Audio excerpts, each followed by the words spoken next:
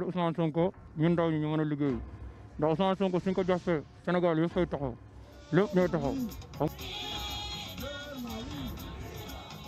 Vous l'ignorez peut-être, mais à l'heure où le Niger et le Sénégal s'embrasent, un autre pays d'Afrique subsaharienne s'apprête à s'enfoncer dans un profond marasme, la Centrafrique. Terre des diamants, de l'uranium et des bêtes sauvages, je parle pas des terroristes, le pays est en proie à des crises politiques majeures. Récemment, un événement a remis de l'huile sur le feu. Il s'agit du référendum constitutionnel porté par le gouvernement.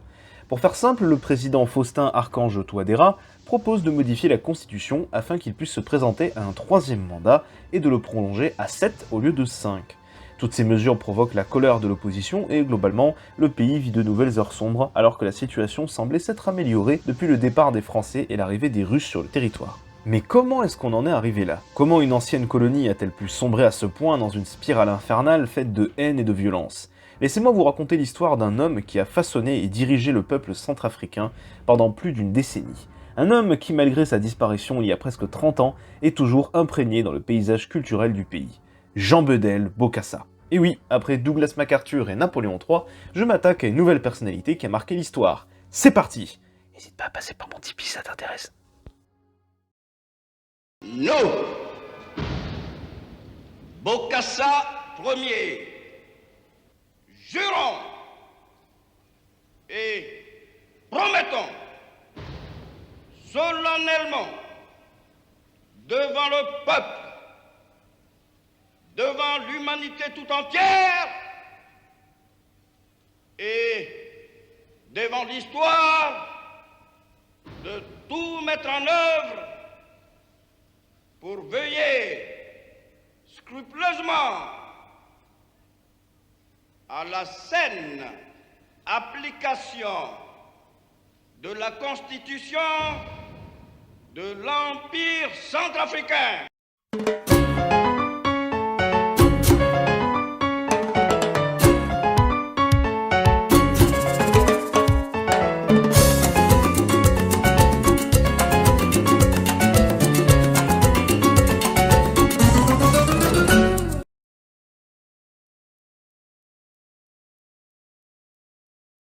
L'histoire de Bokassa débute dans le petit village de Bobangui, dans le territoire français de la Centrafrique. La Centrafrique, c'est ce petit territoire situé au sud de l'Afrique. Non, je rigole, c'est bien dans le centre.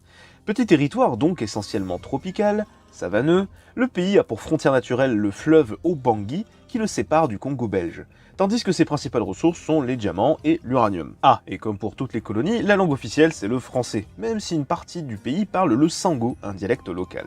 Il s'agit d'une construction géographique purement coloniale de la France. Autrefois peuplée par quelques agriculteurs et par des pygmées, la population a largement diminué au XVIIIe siècle, dû à l'esclavage et au commerce triangulaire. 100 ans plus tard, au XIXe siècle, la France, la Belgique et d'autres pays se lancent à la conquête de l'Afrique et de son centre. Ce sont les Français qui l'obtiendront en premier face aux Belges, comme en 2018. Et au début du siècle dernier, la Centrafrique entrera dans l'administration coloniale française, la fameuse Afrique équatoriale française, que ma grand-mère m'a toujours appelée l'Afrique noire. L'histoire de la Centrafrique n'est pas celle d'une banale colonie française parmi tant d'autres. C'est une des colonies où les répressions et les punitions étaient les plus féroces de toute l'Afrique. Calqué sur l'administration belge du Congo, qui pue déjà bien la merde, imaginez quand l'administration était bien plus puissante comme celle de la France. Bah c'est simple, massacre, torture, meurtre d'enfants et j'en passe et des meilleurs. Bon, c'est pas pour défendre l'administration, hein, mais quand t'as un colon français, un peu brutal, blanc, fervent catholique, pudique, et que tu tombes sur des peuples qui pratiquent l'esclavage entre eux, le cannibalisme et la polygamie, je comprends que t'aies un peu pété un câble, ce qui a poussé à les détester. Je justifie rien, hein, bien sûr. D'ailleurs, je parle ici de minorités présentes en Centrafrique. Dans les années 20, les répressions étaient telles que la population a de nouveau diminué de moitié dans la région. Alors le gouvernement français a commencé à mettre lentement en place des mesures pour assouplir les règles. Pour être honnête, j'ai pas autant de choses à vous raconter que pour le Sénégal, le Gabon ou encore l'Algérie. Non, c'est après son indépendance que ça va vraiment partir en cacahuète. Mais revenons à Bokassa. Jean-Bedel Bokassa est né le 22 février 1921. Jean-Bedel Bokassa, ça veut dire Jean-Baptiste de la Salle. Et comme je l'ai dit, il vient d'un petit village africain. Son enfance est marquée par la mort de ses parents alors qu'il n'avait que 6 ans. Son père, révolté par le traitement inhumain réservé à ses camarades noirs par les colons, sauve des prisonniers dont leur punition était de ramasser du coton. Mais capturé par l'administration, cette dernière en souhaite en faire un exemple en le faisant exécuter sur la place publique. Apprenant la nouvelle, la mère de Bokassa mit fin à ses jours. Ok, là tu t'imagines à peu près ce que va devenir Bokassa, c'est-à-dire un révolutionnaire anti-français qui va chercher à se venger de la mort de ses parents par la France. Et pas du tout mon gars, mais alors pas du tout. Jean Bédel Bokassa va considérer que ses parents étaient des connards car ils n'auraient jamais dû remettre en question l'administration française. Non, on n'est pas du tout sur un Jonas Savimbi ou encore un Thomas Sankara. Là, on est vraiment sur un mec qui soutient à 100% la France. Ça commence très bien. Éduqué par son grand-père, Jean Bédel va rapidement trouver sa voie, une fois adolescent, celle de militaire. Devenu capitaine, Bokassa réalise son rêve de gosse. Mais au même moment, un petit moustachu espiègle entreprend de mettre fin à l'hégémonie française dans le monde. Et j'ai pas le droit de dire le nom d'Hitler, sinon je me fais censurer. Attends, mais je l'ai dit.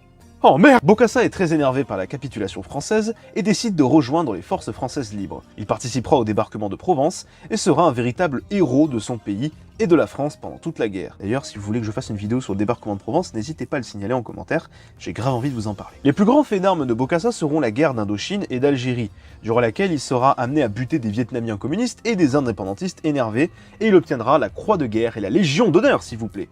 Bah voilà Netflix, on a notre Rambo noir, pas besoin de faire du remake. De retour en Centrafrique, Bokassa restera dans l'armée française jusqu'au jour où, le 1er décembre 1958, la Centrafrique déclare son indépendance de l'Hexagone. Bokassa conservera son rang, mais changera de pays. L'indépendance de la Centrafrique, malgré le passé peu glorieux entre les deux nations, se passera sans trop de problèmes. Leur armoirie est très jolie d'ailleurs, il y a un éléphant dessus, je trouve ça trop mignon. Le premier président du gouvernement centrafricain, c'est Barthélemy Boganda, un partisan de l'indépendance et du panafricanisme. Son objectif, c'était d'unifier le Congo, le Cameroun et le Gabon pour un État centrafricain. Il veut aussi conserver l'unité linguistique avec le français comme langue officielle et en gardant le parlementarisme comme mode de gouvernement. Ouais, c'est un gros tchad en fait, le bon vieux Barthélemy. Sauf que 4 mois plus tard, il meurt d'un accident d'avion. Bizarre. Alors, j'ai aucune preuve pour dire que ce sont les Français qui aient fait ça, hein, je vous rassure. C'est donc son successeur, David Dacko, qui dirige le pays. David Dacko, c'est le cousin germain de Jean Bédel Bokassa, qui est nommé colonel puis chef d'état-major. Donc autant vous dire qu'avec une fine équipe pareille, ils font un peu tout ce qu'ils veulent dans le pays. Les années 60 débutent tranquillement en Centrafrique, jusqu'à ce que le mode de gouvernement de David Dacko montre ses limites. Le principal souci en Centrafrique, c'est pas le manque de ressources, c'est le manque d'infrastructures et d'organisation. Un tiers du pays étant enfoncé dans la jungle et l'autre étant désertique. C'est un bordel pas possible pour mettre en place une économie, tout simplement. Au milieu des années 60, l'économie stagne et Dacko fait une grosse connerie. Il se rapproche des Chinois communistes pour s'éloigner de l'influence française. Du coup, l'économie centrafricaine et toute l'administration sera corrompue par la Chine. Comme quoi, la Chine-Afrique, c'est pas un truc si récent. Hein. Autre grosse connerie de Dacko, le 14 juillet 1965, après l'envol de Bokassa à Paris pour participer au défilé de la victoire, Dacko lui empêche purement et simplement de revenir au pays.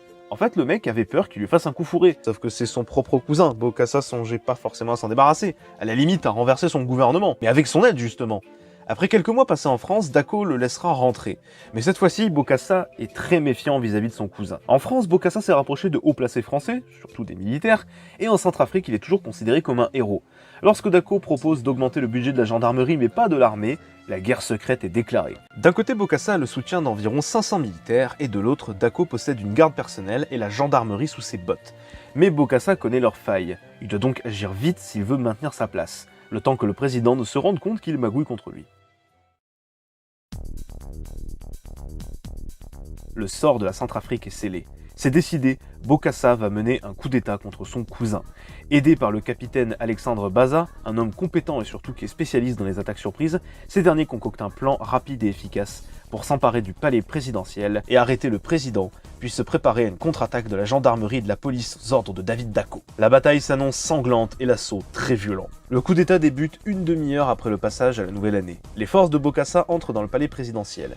Ils inspectent les lieux, fouillent toutes les chambres, la moindre cave et le moindre placard. Mais il n'y a personne! Tous les Centrafricains étaient occupés à faire la teuf, et le président David Dacko est introuvable. Paniqués, les soldats de Bokassa se rendent compte que leur discrétion a trop bien marché. Le président Dacko ne s'était même pas soucié du fait que Bokassa puisse tenter un coup d'état, car il s'est dit qu'à 10 contre 1, il ferait sans doute machine arrière. Du coup, le coup d'état ne peut pas fonctionner. Bah oui, sans président, comment tu veux renverser le gouvernement? Pendant 2 heures, les soldats de Bokassa se rendent en ville pour tenter de retrouver le président David Dacko. En vain.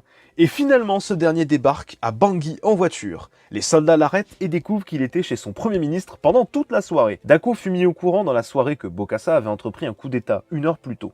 Mais sentant que contre-attaquer serait se résoudre à faire couler du sang en son nom, Dacko se rend à Bokassa. Bon, ça c'est mon hypothèse. On pense aussi qu'il aurait pu tenter de s'enfuir via Bangui pour retrouver des amis français et contre-attaquer. David Dacko se rendant, Bokassa le retrouve et lui présente ses excuses, révélant qu'il aurait aimé ne pas en venir là, mais que les circonstances en fait que le coup d'État ne pouvait pas ne pas arriver. Bokassa se proclame donc second président de la République centrafricaine. David Dacko est envoyé en prison et Bokassa fait libérer les prisonniers juste avant l'arrivée de Dacko pour se montrer comme un libérateur. Pendant les semaines qui suivirent, Bokassa fera traquer tous les soutiens de Dacko, éliminant tout opposant politique, et fera même battre à mort l'ancien chef de la sécurité de Dacko en sa présence. Ça c'est pour vous rappeler que ce mec n'est pas un saint. Bokassa fut un président violent certes, mais très apprécié par son peuple.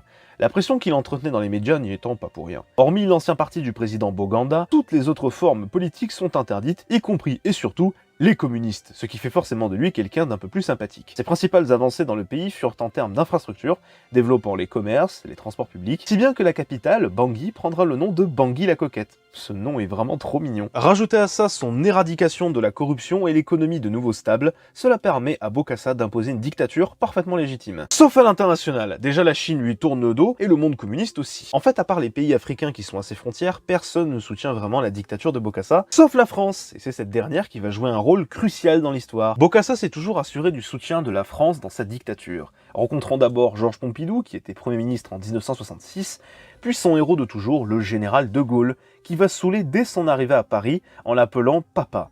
La légende raconte, attention ça vient d'un documentaire, j'ai pas la source, la légende raconte que de Gaulle, ne supportant plus qu'il l'appelle Papa, l'aurait engueulé et supplié qu'il arrête. Ce à quoi Bokassa aurait répondu « D'accord père ».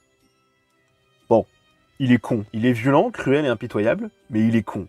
En vrai, ça participe à le rendre vraiment drôle. Il se rapprochera aussi du président Pompidou qui l'appellera cousin. Toujours est-il que ce ne sont pas les frasques de Bokassa qui intéressent le gouvernement français, mais clairement sa mine d'uranium de Bakuman. Non, de Bakuma, pardon. Bon, jusqu'ici, Bokassa c'est un dictateur africain comme tous les autres. Rien de bien intéressant à se mettre sous la dent.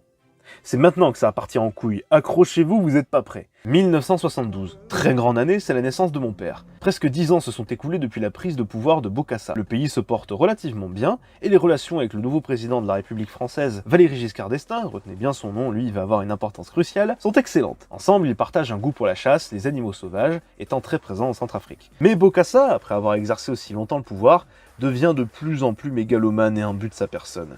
Il a l'impression qu'il est un héros, qu'il doit accompagner la Centrafrique avec son ego pour guider l'humanité. C'est donc en toute logique qu'il devient dictateur à vie et lui trotte l'idée dans la tête d'être bien plus que ça. Je vais vous reconstituer la discussion entre Bokassa et Giscard pour que vous compreniez bien ce qui va pas. Attention, l'accent que je vais vous sortir, c'est le vrai accent de Bokassa. Mon cher cousin Giscard d'Estaing, je souhaiterais vous dire que la République centrafricaine doit évoluer pour devenir une meilleure version d'elle-même. Eh bien, monsieur Bokassa, quelle est votre proposition? Eh bien, je me suis basé sur l'histoire de la République française. D'abord, vous avez eu la République, puis une période de consulat. Oui, monsieur Bokassa, où voulez-vous en venir? Je veux devenir empereur. Pardon? Oui, empereur de Centrafrique. Pas empereur du Japon, pas empereur de Russie, ou empereur galactique. Non, empereur de Centrafrique. Eh bien, faites ce qui vous chante, mon ami. En fait, j'aurais besoin d'argent pour financer mon couronnement. Ah, d'accord, mais il fallait commencer par là. Vous avez des diamants?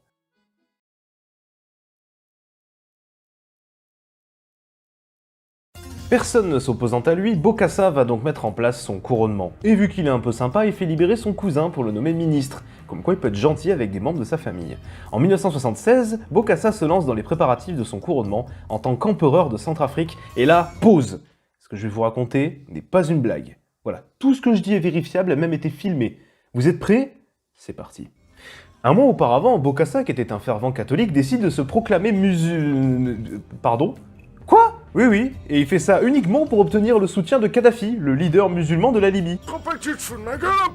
Son modèle, c'est le sacre de Napoléon, et particulièrement la fresque de Jacques-Louis David. Oui, le tableau que tu étudies en 3ème, tout à fait. Le jour sera le 4 décembre 1977, pour rendre hommage au sacre de Napoléon qui eut lieu le 2 décembre 1804. Merci mes cours de CM2. Donc il souhaite faire un carrosse, une journée où le peuple centrafricain se réunit dans tout Bangui pour se mettre en avant, cérémonie, danse de la région, et toutes les ethnies sont donc représentées. Bon, c'est pas tout, mais comment réaliser un couronnement à la Charles III quand t'as pas le budget? Bah t'empruntes du matériel de récup. Qu'est-ce que tu t'imagines? C'est Bangui mon pote, hein? Déjà le carrosse, et j'en reviens toujours pas de cette anecdote, c'est un carrosse qui a servi de remplacement pour le tournage du film Sissi l'impératrice. Les chevaux sont des chevaux de Camargue.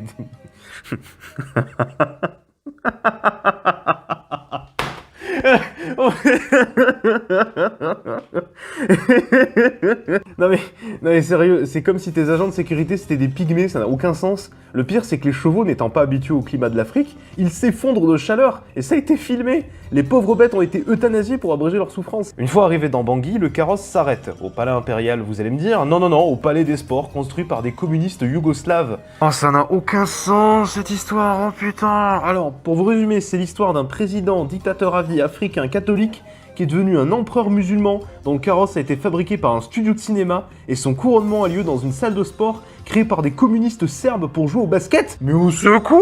Une fois toute la salle remplie, on peut remarquer deux choses. Un, que les 2500 personnes qui étaient invitées du monde entier ne sont que 600 à être venues, et surtout qu'il fait chaud sa grand-mère. Non mais regardez-les transpirer, putain. On a à Bangui, il fait 70 degrés à l'ombre. Et puis là, Bokassa est enfin couronné. Ah, et pour finir, la totalité du budget dépensé dans le couronnement était évaluée à l'époque à 100 millions de francs, c'est-à-dire un quart du budget de l'État en une seule année. C'est juste complètement dérisoire pour un pays comme la Centrafrique, dont les habitants en très grande partie souffrent de malnutrition. Je vous invite à voir le couronnement sur internet, déjà parce qu'il est incroyable et je peux pas tout vous montrer en une vidéo, et surtout parce qu'il est protégé par des droits d'auteur. Vous allez me demander, mais putain, comment ça se fait qu'une chose pareille soit disponible intégralement en ligne? Qui a pu filmer ça? Eh bien c'est parce que la chaîne française Antenne 2 s'était assuré le monopole de la cérémonie, et ont donc pu filmer l'instant présent avec des journalistes sur place. Et surtout parce que le ministère des Armées françaises a décidé de réaliser un film sur le couronnement. Mais ces derniers, couverts de honte après la cérémonie, ont caché le couronnement dans leurs archives. Et le film ne fut ressorti qu'en 2008. Et il est disponible sur l'INA, l'Institut National de l'Audiovisuel, que depuis la semaine dernière. Non, sans déconner, au moment où je monte cette vidéo, je m'en rends compte, mais vous comprenez pourquoi j'ai mis autant de temps à sortir cette vidéo? Je pense même qu'ils l'ont mis en ligne sur l'INA juste pour coïncider avec le couronnement de Charles III, j'en suis sûr. Après ce couronnement, Bokassa Ier devient le souverain de Centrafrique, le guide de la nation, le 3e empereur du monde avec l'empereur du Japon et d'Éthiopie. Ça va pas durer plus de 4 ans. La Centrafrique est devenue la risée du monde entier, à commencer par la France, où les humoristes de l'époque se foutent de la gueule de Bokassa. En Afrique, la situation a empiré. Tous les pays proches de la France, le Gabon, le Tchad, le Sénégal, lui tournent le dos. À l'exception de la Côte d'Ivoire, on en reparlera. Ce sont surtout deux éléments qui vont amener Bokassa à sa chute du pouvoir, après presque 10 ans de répression. Juste après sa prise de pouvoir en tant qu'empereur, Bokassa fait dissoudre son gouvernement et redevient catholique parce que voilà, ouais, tout simplement. Puis il renomme son parti en Parti du Conseil de la Révolution. Ok, d'accord, là j'abandonne. Tu m'as paumé, frère. T'es un empereur musulman, tu redeviens catholique et ton parti c'est le mouvement de la Révolution. Y a rien qui va. Cependant, la situation ne s'améliore pas du tout en Centrafrique, comme c'est étonnant. En 1979, en janvier pour être exact, l'Empire centrafricain impose une tenue obligatoire à tous les lycéens du pays, ce qui est plutôt cool, sauf qu'on constate que le prix de cet uniforme dépasse celui du salaire moyen des Centrafricains, ce qui est moins cool. Les lycéens manifestent, mais Bokassa fait très attention. Il ne fait pas armer la police. En revanche, il fait capturer des lycéens qu'il va ensuite enfermer dans la prison de Ngara, l'une des prisons les plus violentes du pays, ou bien en les faisant battre à mort devant la foule. Des lycéens, je précise. Hein. Et après, les gens ils te disent qu'en France c'est une dictature. Oui, quoi, pardon? Une fissure se crée donc entre les Centrafricains et Bokassa, son régime devenant de plus en plus impopulaire. Bokassa reproduit tout simplement le régime brutal que l'administration française avait mis en place en Centrafrique pendant les années 20. Sauf qu'on n'est plus en 1920, on est en 1979, et on n'est plus dans une colonie mais dans un pays indépendant. Amnesty International alerte le monde des exactions de Bokassa en Centrafrique contre son propre peuple. Néanmoins, tant qu'il est toujours au pouvoir, il a le soutien de son armée, enfin sa milice plutôt, et peut maintenir son pouvoir. Sauf que c'est là que ça va partir en cacahuète. Son plus fidèle allié va se retourner contre lui.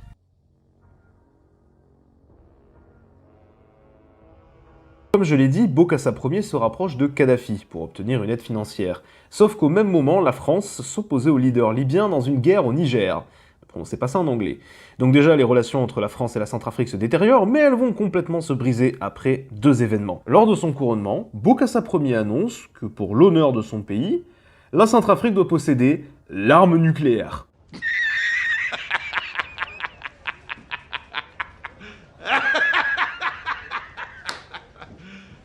You Je vous jure, c'est pas une blague, on dirait une partie de Civilisation qui a très mal tourné cette histoire. Et c'est pas fini! Et c'est avec ce dernier point que Bokassa va sceller son sort. Au milieu de l'année 1979, un magistrat français arrive en Centrafrique. Il s'appelle René Journiac, ancien résistant, et qui était surtout le conseiller personnel de Valéry Giscard d'Estaing sur la question de l'Afrique. Quand il rencontre Bokassa, il lui fait part des inquiétudes de la France dans son alliance avec Kadhafi, lui reprochant notamment de s'être livré au dictateur libyen, alors que la France était en conflit avec eux. Et bien sûr, il lui rappelle à quel point sa tête ne tient qu'à un fil, si jamais la France venait à Bokassa va le frapper. This is Sparta! Avec sa canne. Bokassa est tellement mégalo qu'il s'imagine qu'il est en position de force et s'en prend au conseiller personnel de Valéry Giscard d'Estaing comme si c'était un simple pantin. En vérité, il s'agit d'un geste plutôt symbolique. Bokassa, souhaitant reproduire ce qu'Hussein Dey, le gouverneur de l'Algérie avant la France, avait fait en frappant le consul de France, Pierre Deval, ce qui a conduit à la conquête de l'Algérie. Donc en fait, Bokassa a reproduit un geste qui a conduit à la fin d'un régime... Non mais même avec cette explication, ça n'a aucun sens, au secours. Le conseiller va donc repartir la queue entre les jambes. Bokassa est fier de lui. Il vient de tenir tête à son cousin français qui lui faisait des menaces extérieures. D'Estaing n'avait même pas fait l'effort de soutenir son larbin. Le voilà de retour à Paris pour montrer qui, entre Bokassa et le président de la France, est le patron. Le 20 septembre 1979, Bokassa se retrouve en Libye, où il découvre son nouveau cousin, Kadhafi. Ça y est, la Centrafrique est libre. Avec le soutien du puissant État libyen, le maintien de l'Empire est assuré. Alors que le sommet entre les deux nations bat son plein, que l'alliance est enfin scellée entre les deux peuples, un conseiller centrafricain souhaite s'adresser à Bokassa Ier. Intrigué, ce dernier le rejoint et en privé, il lui donne des nouvelles de son pays.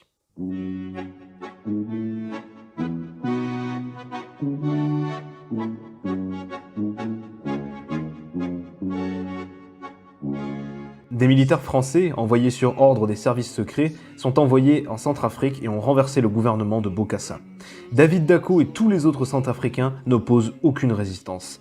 L'Empire s'est effondré en l'espace de quelques heures, le palais, le gouvernement, le peuple et tout ce que Bokassa Ier tenait entre les mains s'est soulevé contre lui et ont pris de court.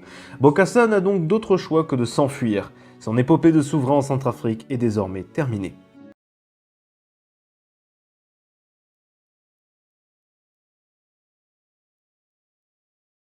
Il ne l'a pas présenté de manière tendre, mais après, la tendresse, mon père, c'est quelque chose qu'il ne connaissait pas trop. Il n'a jamais eu de geste tendre? Peut-être dans le regard, Oui. ou s'il a eu des gestes tendres, alors il avait souvent un geste tendre avec le dernier né. Ça durait, on va dire, la première et la deuxième année du dernier né. Il y avait un prochain enfant qui arrivait, l'autre était oublié. Et puis au niveau des gestes tendres, non, c'est pas. En fait, il nous disait toujours, c'est pas l'éducation qu'il a eue et qui nous donnera. Lorsque Bokassa apprend la chute de l'Empire, son ego prend un coup comme il n'en avait jamais pris dans sa vie. Si l'on nommait les guerres qu'il a traversées, le sort lui a toujours été favorable. Colonel, président et enfin empereur, il réalise le cursus honorum parfait en moins de 30 ans d'existence. Et là, tout son univers s'effondre. Sa vie, son honneur, son prestige, mais pas sa thune. Et oui, il y a bien une partie 3 à cette vidéo, c'est parce que Bokassa a toujours un tour dans son sac. En effet, possédant un petit empire immobilier en France, il lui reste quelques sources de revenus. Pas assez pour avoir une cour, mais assez pour qu'il puisse vivre une vie de château. Mais la question demeure, où va-t-il aller? Kadhafi est pas trop chaud pour l'accueillir plus longtemps, et surtout, ça reste loin de chez lui. C'est alors le président de la Côte d'Ivoire, Boigny, qui accepte sa demande d'asile et Bokassa arrive donc à Abidjan. Sauf qu'il ne se trouve pas seul, en effet, il retrouve pour la première fois tous ses enfants. Et là, pause. Je me dois de vous faire une petite parenthèse là-dessus. Bokassa, voyant en ses progénitures un moyen d'assurer sa lignée, s'était donc mis en tête d'avoir le plus d'enfants possible avec le plus de femmes possible de tous les horizons possibles. Oui, en Centrafrique, la polygamie est interdite depuis que Bokassa est au pouvoir, mais ça ne change rien au fait que cette pratique est toujours traditionnelle dans le pays. En tant que gros mormon, le futur empereur a donc enfanté plutôt 17 femmes, qui lui donneront 56 gamins. Même s'il n'en a reconnu qu'une trentaine pour son héritage. Il a donc eu une vietnamienne, une albanaise, une roumaine, une centrafricaine évidemment, et une taïwanaise mineure. Bah dis donc, c'est quoi ce plagiat? Rends à César ce qui appartient à Joseph Smith, salopio. Bon, pour ce qui est des enfants, ça va aller très vite. Je peux pas faire une liste exhaustive de tous les enfants. 2 sont décédés à l'heure où je vous parle. 3 sortent un petit peu la tête de l'eau. Jean-Serge Bokassa, qui est devenu un homme politique centrafricain. Jean Bedel Bokassa Jr., celui que l'on voit dans la vidéo du couronnement, qui est devenu un chasseur alpin, et ça c'est cool. Et enfin, Marie-France Bokassa. Marie-France Bokassa, c'est elle qui a le mieux raconté dans son autobiographie la chute de Bokassa jusqu'à son exil puis sa mort. Je vais donc me baser sur son témoignage pour mon récit. Témoignage bien sûr, mais ça reste intéressant. Bokassa ne s'occupait pas de ses enfants pendant sa présidence, chose qui le laissera à ses nourrices. Plus tard, en 1977, Bokassa fait confier ses progénitures à un pensionnat catholique à Genève. Le choc fut un peu violent pour les enfants, mais au final la situation s'améliore jusqu'à la chute de Bokassa, où ce dernier rapatrie ses enfants en Côte d'Ivoire. Et donc fin 1979, lorsque les enfants débarquent à Abidjan, certains d'entre eux découvrent pour la première fois leur père. Je sais pas si vous vous imaginez, on dit de votre père qu'il est un président empereur ultra puissant sa mère, qu'il a finalement été déchu et qu'il souhaite vous voir. Ils vont très vite déchanter. Depuis sa chute, Bokassa est devenu très paranoïaque. Persuadé qu'il est espionné par des agents de la France et des journalistes, il se renferme sur lui-même et restreint violemment la liberté de ses enfants. Il les interdit par exemple de ramener des camarades de classe à la maison, les nourrit avec du riz cru et suffisamment de protéines pour qu'ils tiennent debout. Il se comporte comme un dictateur avec eux, on est bien loin du conte de fées malheureusement. C'est à peu près au même moment, fin 1979, que va débuter l'une des plus grandes affaires françaises de la Ve République, l'affaire des diamants de Bokassa. Le 10 octobre 1979, le magazine Canard Enchaîné publie un échantillon de commandes de Bokassa, attestant qu'il demande une plaquette de diamants de 30 carats. 30 carats, ça fait 1 million de francs à l'époque, c'est-à-dire 530 000 € aujourd'hui. Mais à quel riche homme d'affaires ce bon vieux Bokassa a-t-il donné cette coquette somme, me direz-vous? Eh bien c'est au président Valéry Giscard d'Estaing. Enfin, à l'époque de cette commande, il était ministre de l'Intérieur sous Pompidou. Et c'est pas tout, outre des cadeaux que Bokassa donnera au cousin de Giscard, on découvre aussi via l'enquête du Canard que le financement du sacre de Bokassa a été réalisé, en partie, par le contribuable français. Et oui, ce sont nos impôts et non-taxes qui sont partis dedans. Les différentes enquêtes du Canard tentent à montrer que Giscard aurait reçu 3 autres plaquettes de diamants, dont l'évaluation reste contestée, je précise. La dernière étant datée de 1975, il aurait aussi organisé des safaris privés et enfin donné des terrains à des membres de sa famille, toujours par Bokassa. Putain! Vous allez me dire, mais comment est-ce que l'Élysée a réagi par rapport à ce gros drama? Très mal. Dans un premier temps, ils n'ont pas commenté l'offre de diamants. 1 mois après le début de l'affaire, Valéry Giscard d'Estaing commente finalement l'événement et... Franchement, vous trouviez que les justifications de Tsubomi s'étaient claquées au sol?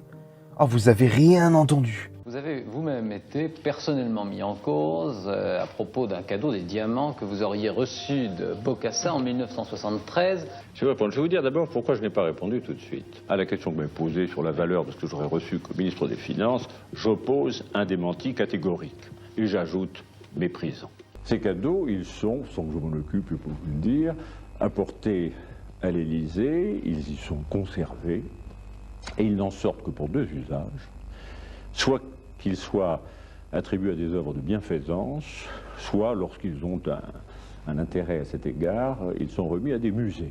Wow!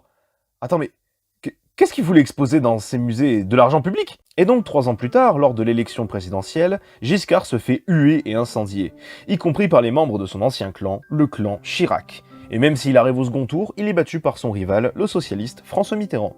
Bon alors, ne me faites pas dire ce que j'ai pas dit, ce n'est pas une affaire qui a fait couler le navire Giscard. En revanche, elle a été l'un des clous de son cercueil une fois son mandat terminé. Je veux dire que c'est pas la seule casserole qui s'est trimballée. Il dit aussi avoir vendu les diamants à des œuvres de charité, sauf qu'on ne connaît ni les valeurs de ces diamants, ni les associations en question. Et de son côté, Bokassa, comment il a réagi? Bokassa s'était dit que c'était l'occasion ou jamais de se venger de Giscard d'Estaing, alors il a essayé d'entrer en contact avec Roger Delpé, qui est l'homme supposé avoir donné le document au Canard Enchaîné. On sait, grâce à une perquisition des renseignements français, que Bokassa et lui se sont rencontrés en tête-à-tête, grâce notamment à des documents signés. Mais rien n'a abouti, Roger sera incarcéré avant que les deux n'aient pu faire quoi que ce soit. Bref, la lente descente aux enfers de Bokassa va donc se poursuivre et il sera seul. Alors, je vous ai fait un petit résumé, car elle est super longue l'affaire Bokassa, elle est remplie de rebondissements. Vraiment, tu rentres dedans, t'en sors jamais. Dites-vous qu'elle continue encore aujourd'hui avec des procès contre le Canard Enchaîné. C'est vous dire. Après l'élection de François Mitterrand, Bokassa décide de s'installer dans l'un de ses châteaux avec ses petits princes et ses princesses. Le château d'Ardricourt, dans les Yvelines. Château qui appartient aujourd'hui à un couple d'avocats, si je dis pas de bêtises. Même si je serais pas contre qu'un jour on en fasse un petit musée. Pardon, excusez-moi. Bokassa et ses enfants y mènent une existence monotone, même s'il finit par se calmer un petit peu avec eux. Il leur apprend la chasse, la pêche, il leur raconte des histoires sur la Seconde Guerre mondiale avant de s'endormir. Il les protège aussi, du mieux qu'il peut. Bon, il en enverra certains à la DAS parce qu'ils n'obéissaient pas à ses ordres et leur piquait un petit peu d'argent, mais dans l'ensemble, tout en étant un dictateur, il s'améliore. Seulement voilà, Bokassa a le mal du pays. Ça fait presque 7 ans qu'il n'est pas revenu en Centrafrique. Toutes ses tentatives de coup d'état dans les années 80 ont échoué. Il doit rester en France s'il veut s'assurer sa sécurité. Oui, parce que les autorités françaises, en dépit du fait que Bokassa soit un criminel en Centrafrique, ne cherchent pas à le dégager. De plus, il y a un autre petit souci. Marie-France Bokassa n'arrive plus à trouver le sommeil, car elle a appris à l'école que son père était un cannibale. Alors, la fameuse histoire du cannibalisme de Bokassa. Je vais essayer de démêler le vrai du faux. Bokassa était d'origine pygmée. Ces derniers avaient pour tradition de manger leurs adversaires une fois le combat terminé. Mais pourquoi est-ce qu'on accuse Bokassa d'être un cannibale, précisément, à part cette histoire? Eh bien, c'est tout simplement une blague de sa part. Ouais, je suis désolé de vous casser le mythe. Lorsqu'un haut dignitaire français s'était rendu en Centrafrique, Bokassa a, lors du repas, plaisanté en disant qu'il y avait de la chair humaine dans la viande, ce qui a terrorisé le dignitaire et a répandu cette rumeur. Et c'est pour ça qu'on peut voir des caricatures de l'empereur en train de manger de la chair humaine. C'était juste un prank qui est parti beaucoup trop loin. Bokassa va donc tenter de rassurer sa fille, mais bon, la pauvre ne le croit pas vraiment. Alors, ne supportant plus sa vie de château, Bokassa décide de prendre son courage à deux mains. Il part pour la Centrafrique le 24 octobre 1986. Ses enfants seront donc sous la responsabilité de sa dernière femme, Philomène. Arrêté dès son arrivée, un second procès lui est organisé. Oui, le premier l'avait condamné à contumace. Bokassa fut condamné à mort dans un premier temps pour crime contre l'humanité. Puis finalement, sa peine passera en réclusion à perpétuité, puis à 10 ans de prison. Je sais pas quel lobby il a dû payer pour s'en sortir, mais en tout cas, il a dépensé tout ce qu'il avait. Ah, et pour son prétendu cannibalisme, il n'en est rien, on n'a jamais trouvé une seule preuve. Donc il est déclaré non coupable. Il choisit lui-même la prison dans laquelle il ira, c'est-à-dire la pire de toutes, Vous comprenez pourquoi j'ai pas réussi à le dire dans la première vidéo? Oui, celle où il a envoyé ses opposants politiques. Ses conditions de vie étant lamentables, Bokassa ne trouve son refuge que dans la lecture et l'écriture de lettres pour ses enfants, qu'il va signer en se présentant comme un apôtre du Christ. Il fut libéré en 1993, mais son état de santé s'est largement dégradé. Et le 3 novembre 1996, il pousse son dernier soupir, décédant d'un arrêt cardiaque. Bah décidément, le mec est mort un jour après l'anniversaire d'Austerlitz et du couronnement de Napoléon Bonaparte. Il va falloir que je fasse des théories du complot ou comment ça se passe? Voilà, c'était la vie de Jean Bedel Bokassa, un homme dont les ambitions furent démesurées et qui a quand même eu une sorte de rédemption à la fin de sa vie, assumant ses erreurs, bien qu'affirmant que la Centrafrique allait mieux sous son règne. Voici donc l'une des personnalités les plus étranges que je vous ai jamais présentées en vidéo. Mais c'est pas fini, nous arrivons à la toute dernière partie de cette vidéo. Bien qu'il soit mort il y a 27 ans, son héritage lui est toujours présent pour le meilleur, et surtout pour le pire. Pour ce qui est des enfants restés au château d'Ardricourt, une fois Philomène arrivée au château, la vie des petits princes empire de jour en jour. Cette dernière étant tyrannique et les laissant presque crever de faim, Marie-France parvient à s'enfuir lorsque la sœur de Jean Bedel Bokassa, tout aussi tarie que Philomène, vient les aider. 20 ans plus tard, en 2018, cette dernière va écrire un livre pour parler de sa vie de princesse, avec des guillemets, un livre qui s'appelle Au château de l'ogre, qui m'a beaucoup aidé pour l'écriture de cette vidéo. Et maintenant, la Centrafrique. Est-ce que le pays a amélioré ses conditions de vie depuis que Bokassa n'est plus là, depuis que la dictature a disparu? Le souvenir le plus violent, c'est vraiment la Centrafrique. J'ai travaillé en Centrafrique à un moment pour l'armée française. J'étais garde du corps d'un général là-bas.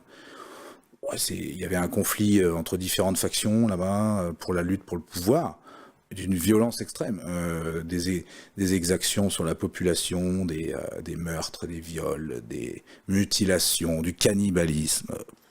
C'était extrêmement violent. Dire que le pays traverse une crise sans précédent, c'est un euphémisme. De 1979 à aujourd'hui, son histoire est jalonnée de guerres civiles, de massacres et de cas de cannibalisme. Même l'État islamique est venu se rajouter au bordel. Et le pire, c'est que le pays a adopté le Bitcoin en guise de monnaie nationale, le plus horrible de tous les crimes.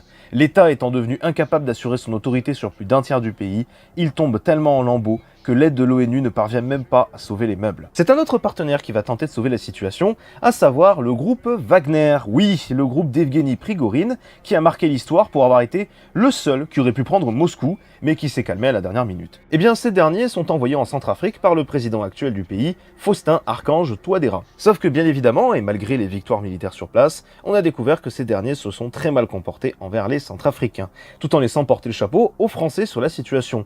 Putain, les mecs ont même tourné un film de propagande pro-Wagner sur YouTube. Ça va les chevilles ou L'empire de Bokassa n'était qu'un gigantesque décor de western. Il n'a servi que de cache-misère à un territoire qui était déjà, avant les guerres civiles, détruit par la famine.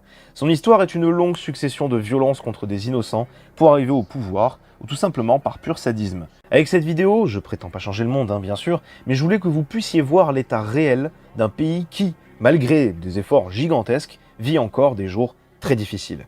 J'aimerais conclure par quelque chose de positif et de personnel. Mais à part prier pour eux, j'ai pas trouvé. Non, je rigole. Je pense que pour s'en sortir définitivement, la Centrafrique doit parvenir à se libérer des puissances qui tournent autour d'elle, que ce soit la Russie, les États-Unis ou même la France. Rappelez-vous que quand Bokassa a réussi à redresser un petit peu le pays, c'est pas parce qu'il a mis en place une dictature, mais c'est parce qu'il a réussi à s'éloigner de l'influence chinoise et aussi de l'influence de la France. Je pense pas que revenir à un Bokassa bis soit la meilleure des solutions, ce que le pays tend à faire depuis le début des années 2010, en tentant de réhabiliter Bokassa. À part si vraiment il y a besoin d'une dictature, je dirais un despote éclairé, si vous voyez ce que je veux dire. Tout ça dans un but que le pays puisse vivre ce qu'il n'a jamais réellement connu, la paix et la stabilité.